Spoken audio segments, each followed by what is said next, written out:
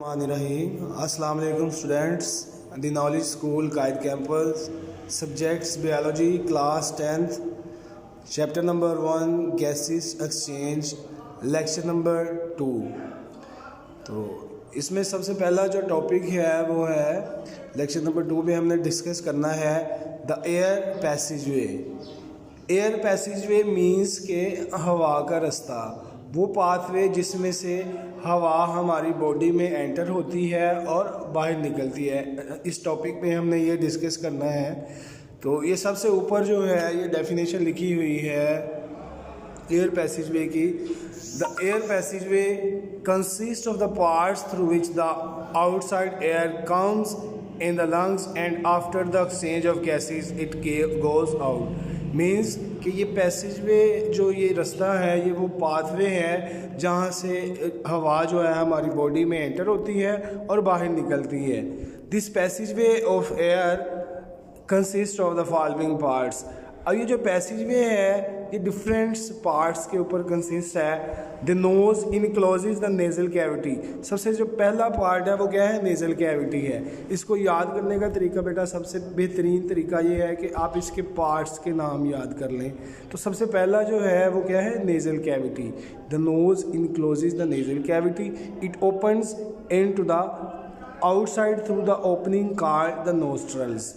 हमारा नोज़ की जो ओपनिंग है इसको हम कहते हैं nostrils. The nasal cavity is divided into two portion by a wall. हमारी जो नेजल कैविटी है वो दो पोर्शन में डिवाइड होती है। सेंटर्स में एक हल्की सी वाल होती है, उससे हम इसको दो पोर्शन में डिवाइड करते हैं। Each portion is lined by fine hairs and mucus which filter the dust particle from the air।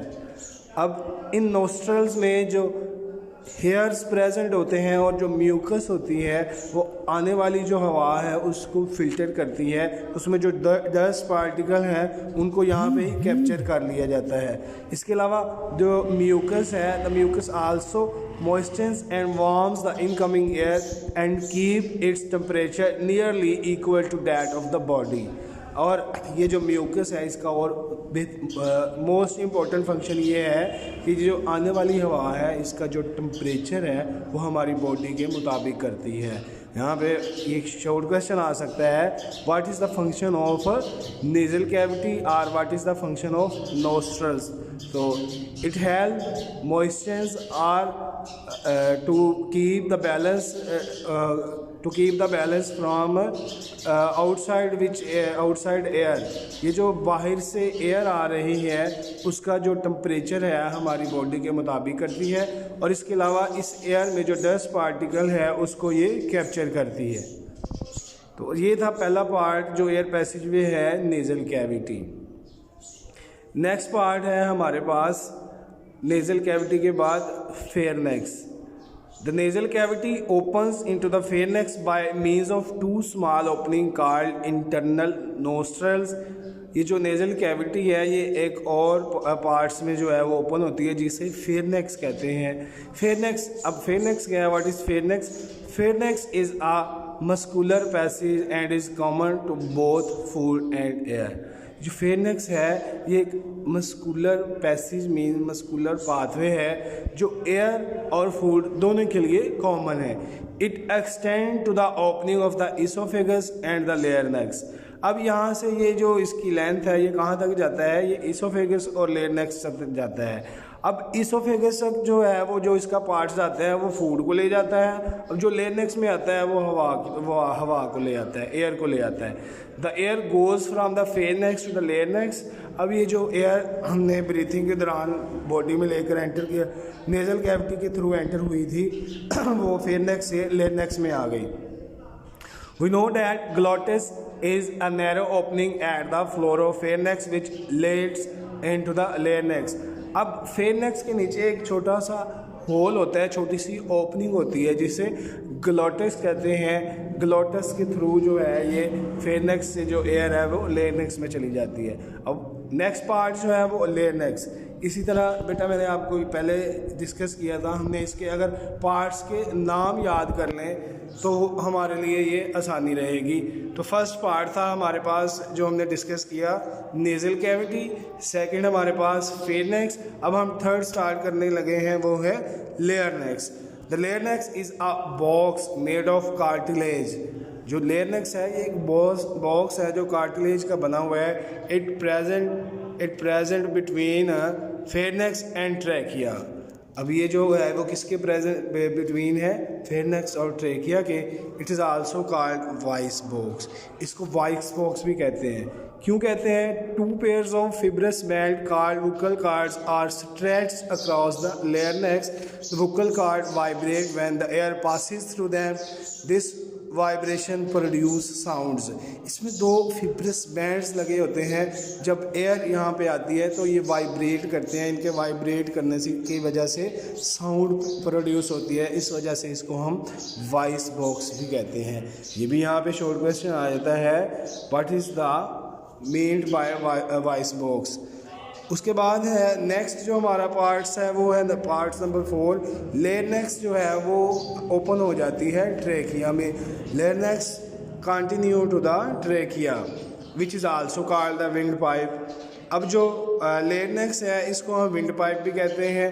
It is about 12 centimetre long tube which lie in front of the oesophagus. अब ये जो trachea है इसको wind pipe भी कहते हैं। इसकी length 12 centimetre है। ये MCQs भी आ सकता है। There are C shape cartilaginous rings in the wall of trachea. बेटा ट्रैकिया की वॉल में सी शेप की तरह कार्टिलेज की ना रिंग्स होती हैं। रिंग्स होती हैं मीन्स ये एक नाली है ना, तो इसके अंदर सी शेप जो है रिंग्स होती है ताकि ये जो है ना इसकी दोनों जो नाली की जो दीवारें हैं वो आपस में मिल ना जाए, ये एक दूसरे से सेपरेट रहें, इसलिए इसमें कार्टिलेज रिंग्स होती हैं। द कार्टिलेज, अब ये यहाँ पे आगे इसका फंक्शन भी लिखा हुआ है जो मैंने आपको बताया।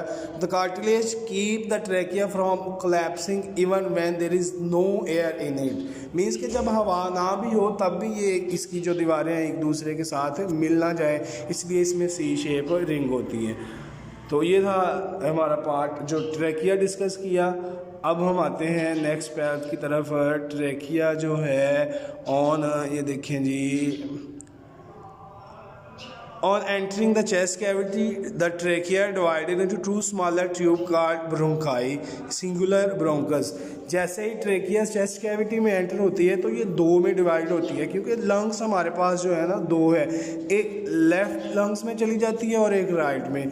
The bronchi also have cartilaginous plates in their walls. Each bronchus enter into the lungs of its side and then divides into the smaller branches। अब ये ट्रैकिया जो है वो डिवाइड होती है ब्रोंकाई जो है वो डिवाइड होकर एक लेफ्ट लंग्स में चली जाती है और एक राइट में, एक लेफ्ट में और एक राइट में। The bronchi continue dividing in the lungs until they make several fine tubes called the bronchioles। अब ये जो ब्रोंकाई है ये लंग्स में जाकर मज़ीद डिवाइड होना शुरू हो जाती है, जिसे हम ब्रोंक्यूल्स कहते हैं। The bronchioles progressively lose the cartilage as they become narrower. अब ये ब्रोंक्यूल्स में जो कार्टिलेज था वो यहाँ पे अभी वो प्रेजेंट नहीं होता। The bronchioles end as fine tube called the alveolar ducts. अब ये ब्रोंक्यूल्स का जो आखिरी सिरा है ट्यूब्स का, इसको एल्व्यूलर डक्ट्स कहते हैं। Each alveolar ducts open into a cluster of pouches called alveoli. Her alveolar duct alveoli में ओपन होती है। The alveoli form the respiratory surface in the human body. Each alveolus is a sac-like structure lined by a single layer of epithelial cell. It is bound on the outside by a network of capillaries। तो बेटा यहाँ पे point समझने वाला है कि ये gases का कैसे एक्सचेंज होता है एयर के साथ।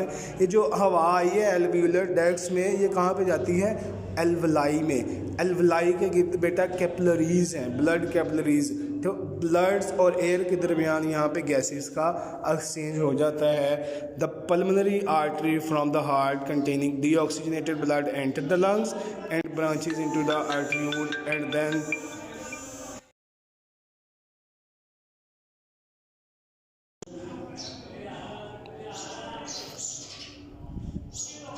These then join together to form venules which form the pulmonary veins.